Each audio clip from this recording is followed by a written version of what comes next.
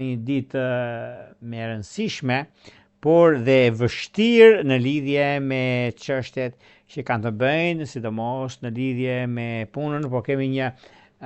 ndikim shumë të madh, sepse dhe ndikim planetare në lidhje me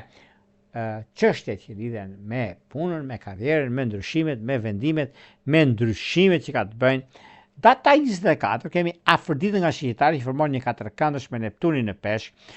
Ky kënd mund të na bëj më nostalgjik për të kaluarën me një tendencë për të idealizuar, të rrisit tendencat tona, për të